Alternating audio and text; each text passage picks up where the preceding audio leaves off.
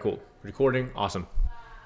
So first things I'm going to be talking about today, guys, is just the market, the trades that we took, and all that good stuff. Okay, and it's being recorded, this lesson, so I will upload it after we hop off tonight. Okay, guys.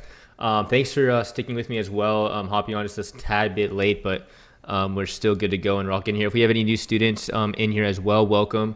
Glad to have you guys part of the team. Ask any questions. Ask Scarlett any questions, and let's hop on into this. So first things first, before we get into the lesson, we'll go over the 3 trades that we took for this morning, okay? So obviously we can see that overall volume today was kind of insane. What EMAs do I use? I use just one. I just use 1 is to 20 exponential moving average. I'll talk a little bit about that in a second here, okay? But yeah, so the first trade that we decided to take this morning together were longs, right? And this was a break-even stop, this first trade, right? Break-even stop. Now, you guys obviously know that I hate taking trades off of the rip, right? I hate taking trades on the first second or first 2 minutes of candle. So I usually like to wait a little bit. Right when I saw this massive push to the upside, I'm like, okay, cool. We're breaking pre-market highs. The only thing that I'm not liking is we're hitting all-time highs again. So again, what does that mean? We don't have any ceiling, so we don't know truly how high the market can push. We don't know. So I was like, you know what? Let's just sit on our hands. Let's not rush into anything. We got news at 9 a.m. Let's just chill out. Then we came all the way back down, right? And I knew market, this candle right here, right? This big candle right here was candle open, right? 8:30, first candle. Pretty aggressive, right? So I was going to be like, okay, so let's see if we can stay above this candle. All I'm looking for is some type of uptrend, just making sure that we can stay above market open candle. Okay, we broke above pre-market highs. Let's see if we can get that continuation. All right, that's what I'm looking for, the momentum and that continuation. So then obviously we can see a candle that comes all the way back down and then wicks all the way back up, right?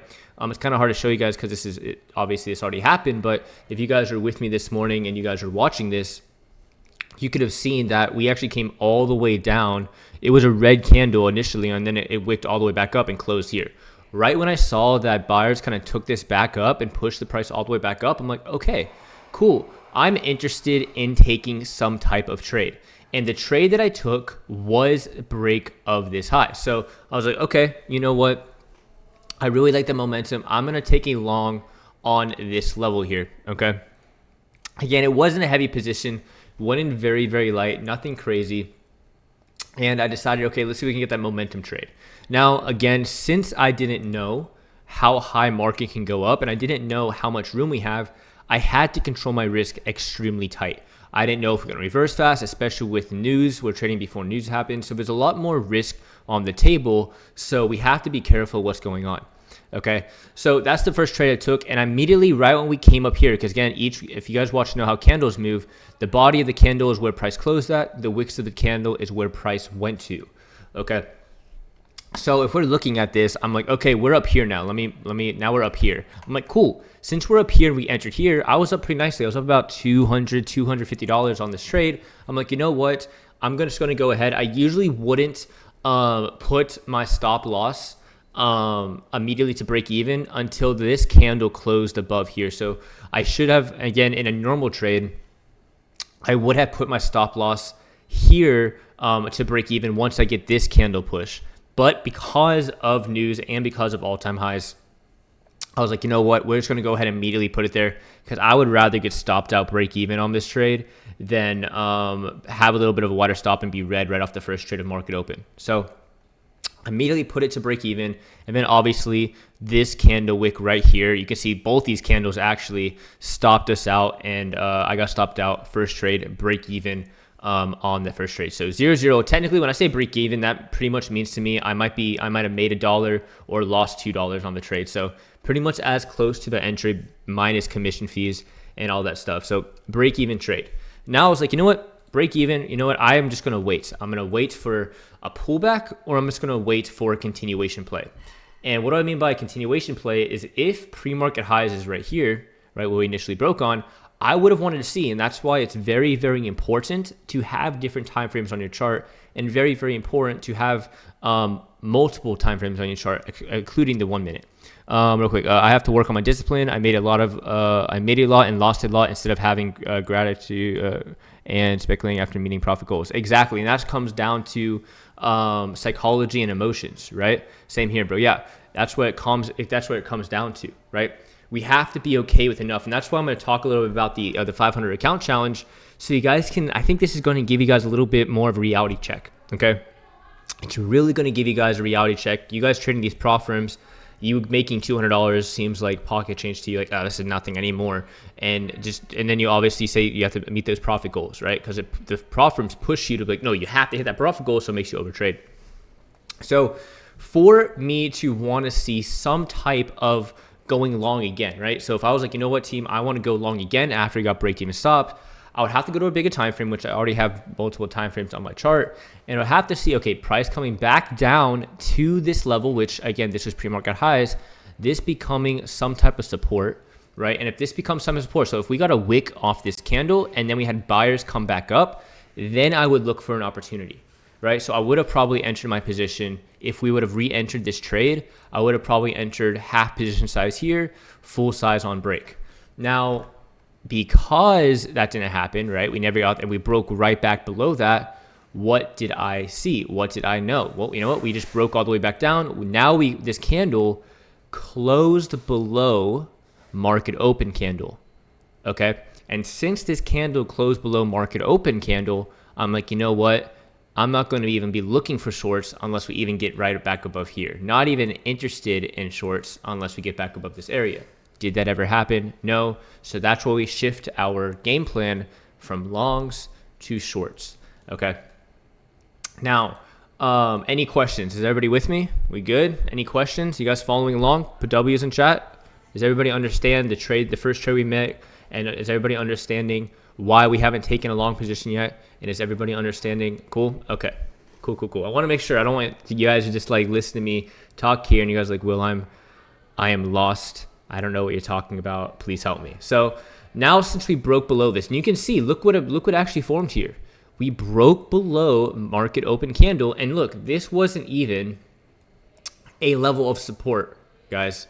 But this level of support was turned into resistance, became a thing once market open. And that's why every single time after I take a trade, guys, I delete all my lines and rechart my key levels every single time after I take a trade.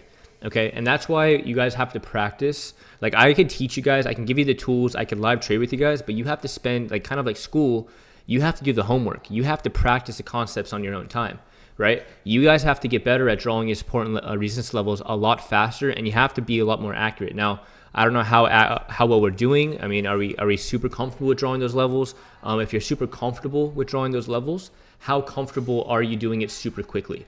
How comfortable are you doing it without even thinking about it, right? And if you're not there yet, that's okay. Okay, we're not trying to rush this, but at least we have to understand. Everybody in chat, real quick, how are we feeling about drawing our levels and how quick are we? So everybody put from 1 to 10. 10 meaning you are me, pretty much. 10 meaning you guys can draw your levels and draw them as quickly as I can, or put as well, or just put a 0 if you guys actually need help and you're just learning about the levels, which is okay. If anybody puts a 0, I'm not gonna hate. Okay. 7, 8, Scarlett over here. Yeah, better be a 9. Scarlett, you're an intern. You better be a 9. If you said 2, I'll be worried. Just kidding.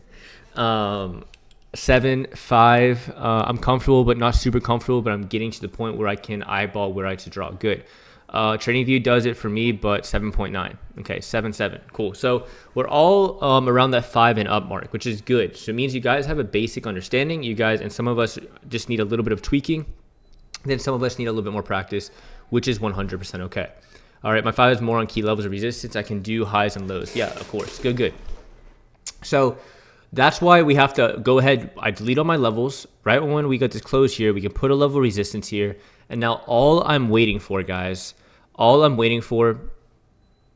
yeah, there's a support and resistance level indicator, which kind of my algo, guys, by the way, if you guys didn't know, my algo helps identify liquidity sweeps, and it helps identify support levels, and it helps identify take profits, right? Look at this. If we go to a smaller time frame, my algo on it, look at this.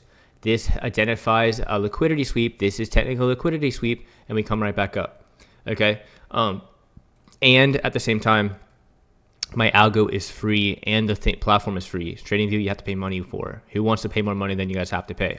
Nobody, right? But anyways, let's go back to the second chart, right? So the second trade, you know what? I'm like, I even told you guys, I said, guys, I'm really liking this setup. The setup's looking really good. I really want to trade it, right? But the one reason, and that's why I wanted to take a trade here, right? Because why we came back down. I wanted to take a short here. I wanted to take a short here. I even wanted to take a short here. I had 3 opportunities to take a short that I really, really liked. But the reason why I didn't was because of news. And we have to be disciplined enough and self-conscious enough to be like, okay, we have 9 a.m. news.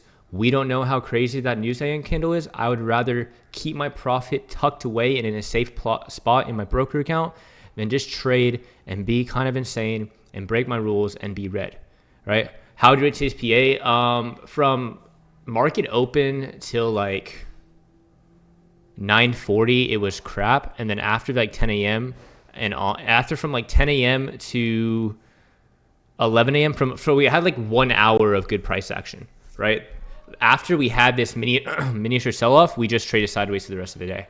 We literally just traded sideways. So I say the overall market was pretty good in the beginning. Yeah, Lux Algo. It's pretty good. I'm not saying it's bad. It really does help, especially people that are trying to like still make sure that their levels are on point.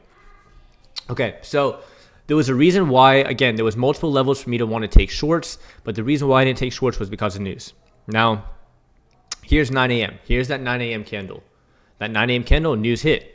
And we all saw news. What happened on news? It was boring. Nothing happened. It was just an everyday candle. And I'm like, what the heck? This is red folder. This is the U.S. red folder, NASDAQ news, and this is what we get? Like, all of us were like dumbfounded, like what?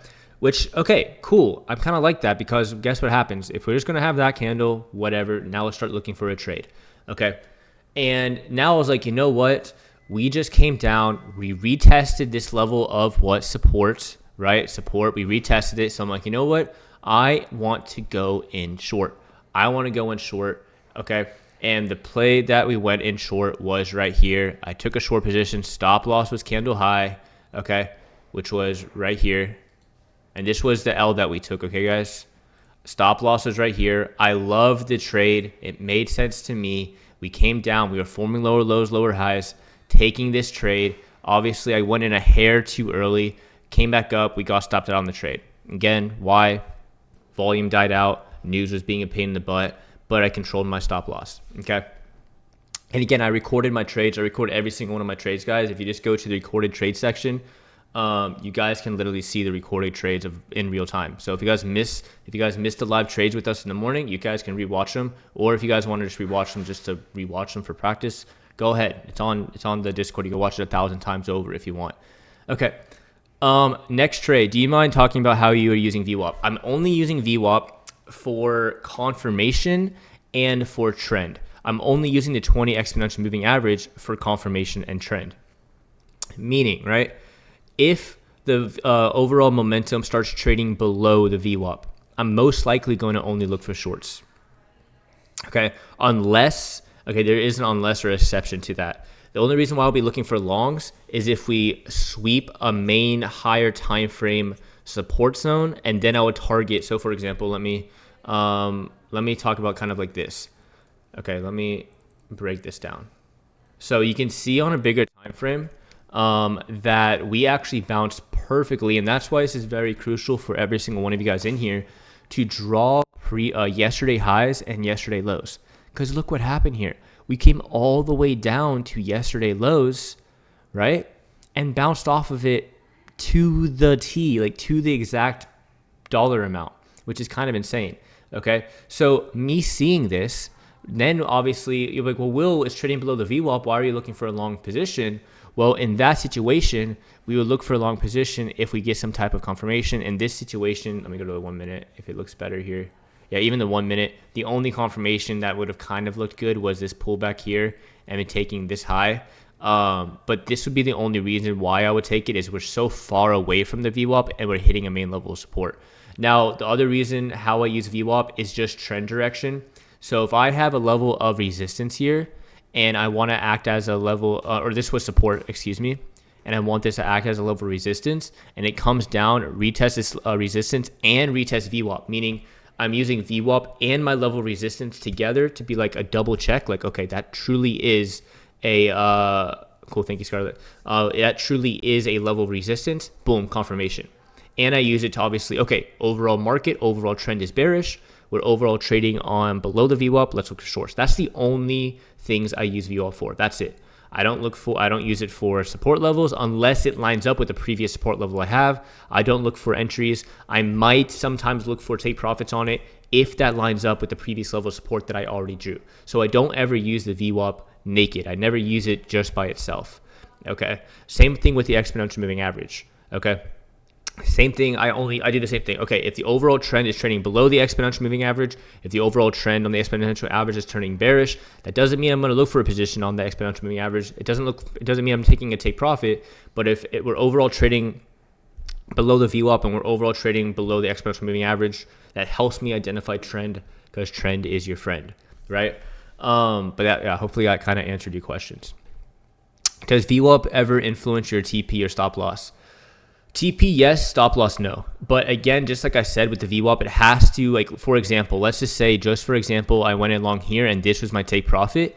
If my take profit is in correlation with the previous level of resistance and in correlation with the VWAP. So I have to have the VWAP and my key level aligned together. I'm never going to just make one judgment just off of it. Oh, VWAP says it's there. I don't have any key level there, so I'm going to take it. Does that kind of make sense? It's a confluence. It's kind of like an extra leg or extra arm to say, okay, Will, you're right, or hey, Will, double check again. Okay, I'd rather be safe than sorry, and especially in trading, we want to be safe than sorry, and we have to be as probable or as correct as possible. Again, we're never going to be 100% right. We're going to make mistakes, no matter how many times I take a trade. You guys know I've been doing this for almost 7 years, and I still lose in trades because that's just the way of the game is. We are going to lose. Okay. What the fuck, that gap? Oh my gosh, Garrett talking about the gap. Okay, quick break. Let's look at gold. What gap on gold? What are you talking about, bro? What are you talking about, bro? There's no gap on gold. What do you mean? Is that gap on a gold? Yeah, I don't see any gap, but anyways, let's continue, okay? So let's go back to the 1 minute. So then I was like, okay. And then the reason why, and now let's kind of talk about the trade that we took here. Now, was this an A plus setup? One contract, my bad. No, you're good. Was this an A plus setup? Now, this is the third trade we took. So we took a break even on the first trade. We took a small loss on the second trade. Now the third trade. Was this a perfect, I would want to have had this go sell off a little bit more.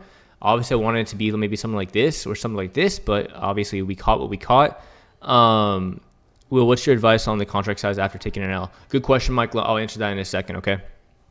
I'm going to really talk about, after I break down this, we're going to talk about stop losses, because I think every single one of us in here are struggling on stop losses. And we're going to be talking about contract sizing, because the last trade we took, some of us got stopped out early when you should have never even been stopped out, right? Which means two things. You're trading off of emotion because you're over leveraging your account size, and you can't put that stop in the right position because you're just in too heavy based on how much drawdown you have. Okay, so that's a very, very important thing, and we're going to talk about tonight. Okay, guys. But okay, anyways, let's kind of talk again about the trade we took. So I was like, you know what? We're coming back down. We just formed another lower high. Here's most recent high. There's a lower high. We're trading below the VWAP. We're hitting that level of resistance. We just formed a lower high here, which is right here. Okay, it's not perfect, but it still is a lower high. So I'm like, you know what? I'm gonna go in right here on this break. I'm gonna go in on this break. Okay, this was my position. All right, I went in right here. Okay, I'll put this as green as my entry. Now, where my take profit, I always tell you guys, my take profits are always going to be at past levels of resistance or support. You guys can really watch this on the video. So my take profit was right here. Why was my take profit right here? And look, our take profit hit to the T, okay? Our take profit hit to the T. How did we hit it so perfectly? Because if we just move on over, see how this is all a level of support? See how if we go to a bigger time frame, zoom in here, see how all this is a level of support? support, support, support, support. So when I say, hey, TP hit, I'm out of the trades, and then it magically goes up, and some of you guys in here are like, Will, are you a magic magician? How do you know the exact same time you exit is the exact same time it changes position? What the heck? Do you know something we don't? No, I'm just literally just basing my levels and my take profits at previous levels of support and previous levels of resistance. Okay. And look what happened again once we broke that previous level of support. We just went all the way down to where? That next level of support. Look what happened. We had another retracement, and then we broke this level of support, and then we sold all the way back off to where? The next key level. What? Friday's lows. Okay. See how the market just moves based off key levels. And that's why I love drawing key levels and understanding price action, because key levels will never lie. Price action will never lie. Indicators are going to lie. Sometimes algos are going to lie, and especially trading bots are going to lie. Okay. This is going to be the most raw, up-to-date information you can trade based off candlesticks. Other traders might not even trade candlesticks. People use different types of strategies, or at least a strategy that at least 99% of intraday or institutional traders trade on candlesticks. Every trader that I know trades on candlesticks.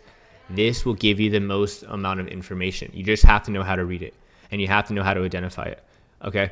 And then that's why, again, when we entered here, my original stop loss, guys, was right here. I'll make it red. Okay. My original stop loss was all the way up here. Why is my original stop loss all the way up here? Not because I'm like, oh, my max loss today is $800. Okay, how much can I lose for the rest of my 800? Boom, that's no. I put my stop loss here because if it goes to my stop loss, my analysis is incorrect. But if it never goes to my stop loss, it still has a chance to go in my direction. Okay, now if you're looking at this, right, this was our take profit right here. Let's make this red. This was our entry. Let me delete this line. This was our take profit. This was our stop loss. From algo, what do you mean? Backs. So look at this. What is it? This is about a 1-to-1. Okay, this is about a 1-to-1 ROR, give or take. Okay, is that the best 1-to-1 ROR, give or take? Absolutely not. But again, the second we started actually showing some type of momentum, I immediately started controlling my risk. Trend lines is right there. Trend line is right there too. What do you mean trend line's right there? There was a trend line previously. I think what you're talking about. But anyways, so this was our take profit. This was our entry. This was our stop loss. Now, we probably are risking as much or even a little bit more than what we're making. Okay.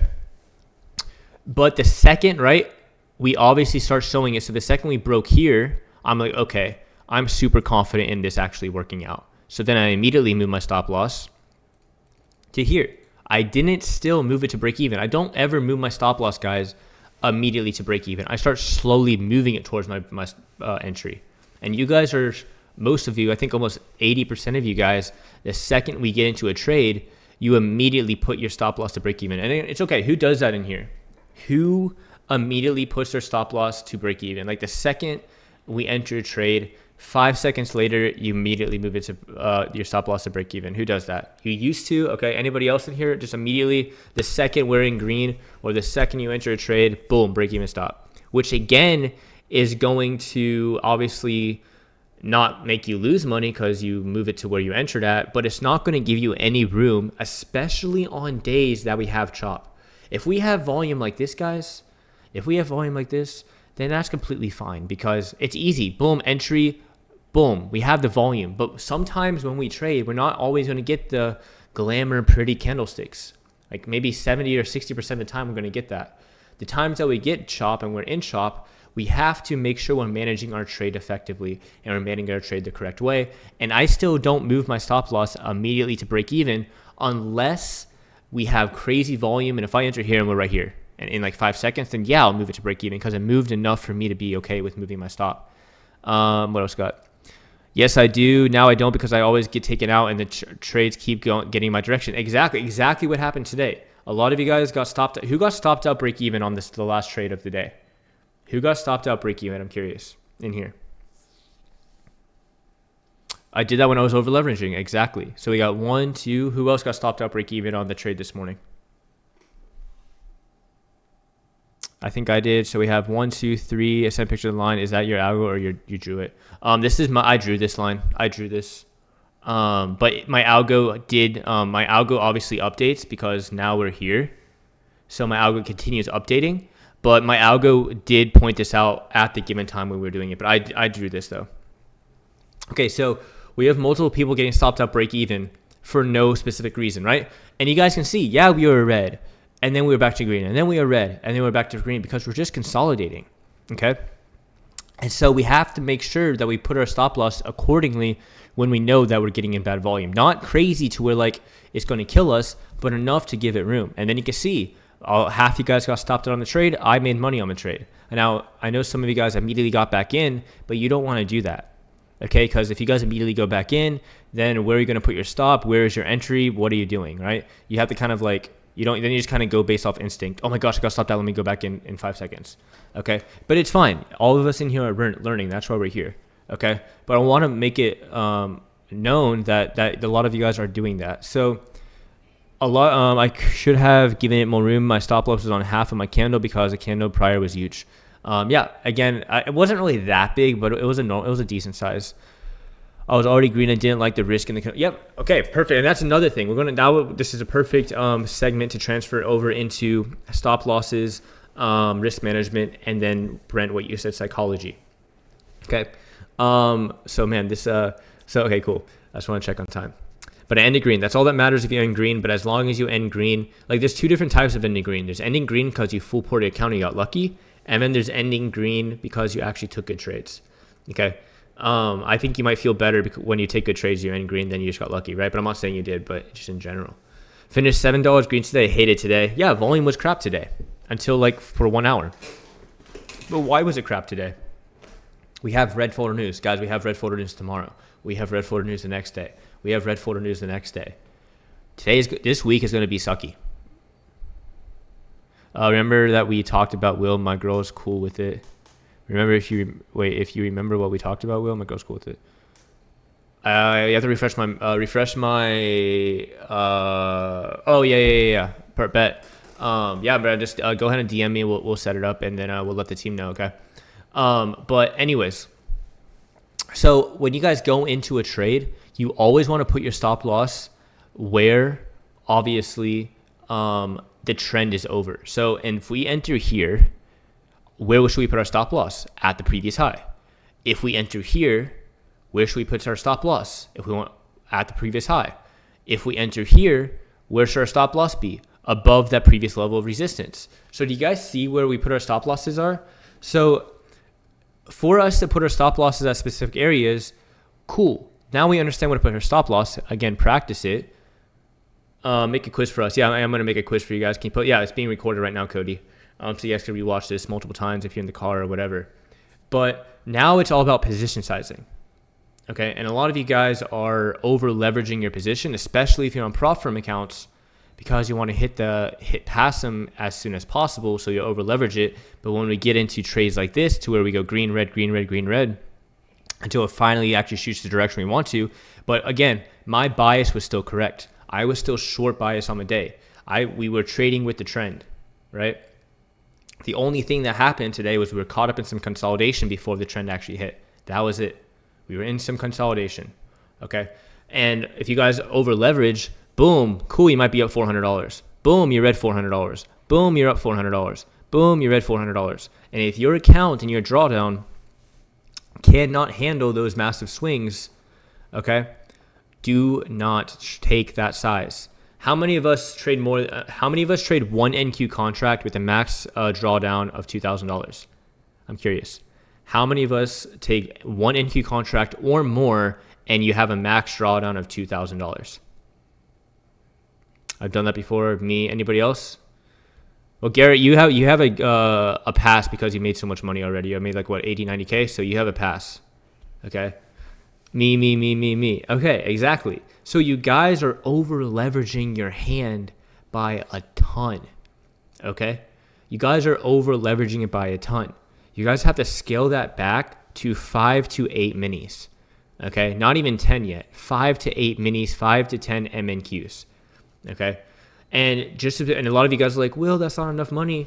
Today, I wanted to take some new trades on the small account, trying to get warmed up, because trading on an $81,000 cash account to then trading on a $500 cash account, no matter if you use the same strategy, it's weird. I swear to God, it's weird. Trading on an account that you can put in 15 micro or minis to then trading on a literally only can lose like $500, it's weird. But I traded it. And do you guys know my max position size on all the trades I took today? 2 micros. On the I made $100 already on the $500 account challenge. It's already at $600 now. And the max position size I went, and you guys saw I screenshotted it on, show you guys. The max position size I went was 2 micros. That is it. And I still made $100 for the day. So $100 off of a $500 account. Yeah, I made 20% of the account. So I am, but at the same time, I'm still leveraging it like crazy. Like even 2 micros, guys, is still pretty leveraged on a $500 account. Okay, it's still pretty leveraged. Now, just to show you guys, I'm making. If you want to make $100 a day, $150 a day, you guys only need 2 or 3 micros. Okay, but all of you guys want $300, $400, $500, $600. So you guys are trading 5, 6, 7, 8, 9, 10 micros, 1 mini, 2 minis. But when you guys are wrong, and when we start freaking out and we start getting a drawdown, that's when you guys start panicking. You guys following me? How are we going to grow that as a team? I'm growing it, showing you guys it's possible. Again, I told you why I took some trades. I only took like 3 trades today on it just so I can get used to it. I told you guys trading on an $81,000 account and then going to a $500 account. I have to figure out what levers to use. I have to figure out how to trade it. So I just took 2 trades on it by myself today. But yeah, from now on, I'm just going to trade it on with the team. Now, we're not trading it together. I'm just showing you can grow it. And I'm going to document my journey with it. Okay, if you guys want to trade a $500 account with me when we do trade live together, for sure trade it. Growing a $500 account, just so everybody's aware, is going to be difficult. Okay, I recommend if anybody wants to trade on real money or a personal capital account, start with a minimum of $1,500. It's going to be easier for you. Why? You have more cushion. Okay, $500, you don't have a lot of cushion. You have, like, including margins and stuff, you have technically like $300. Okay. You can lose that very quickly. So you have to be very, very, very risk on and very, very careful with the entry size that you're taking. Okay. So growing a $500 account is difficult. Is it possible? Yes. And I'm going to document that with you guys every single day. If you guys want to follow along and fund your own $500 account, you can while we're trading together. But the goal of this is to just show you guys you can do it. Okay. And it's difficult. It's not easy. I'll tell you that. Like, it's going to be difficult. Anyways.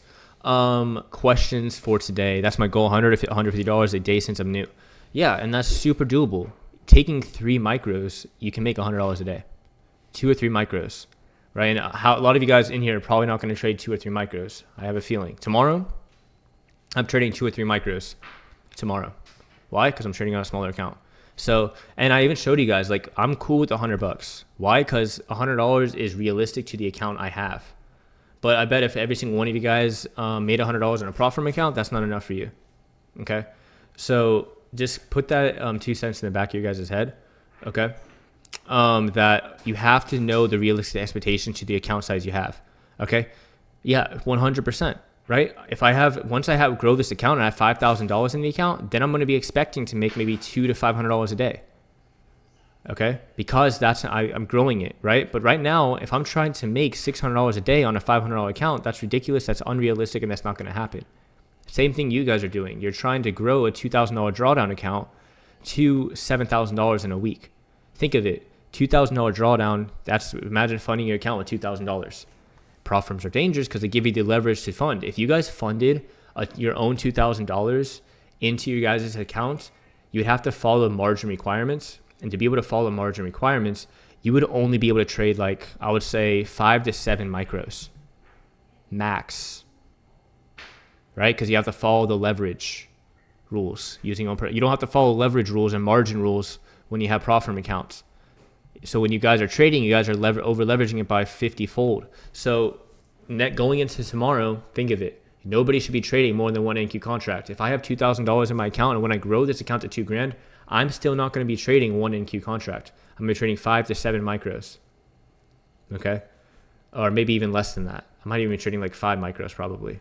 And that's why they want to. So yeah, that's why they want to blow it. Exactly. Prop firms are in the business to make you guys blow accounts because that's how they make money. So technically, every person that's have a payout, you're technically taking the money from previous traders that failed and blown accounts. Technically, think of it.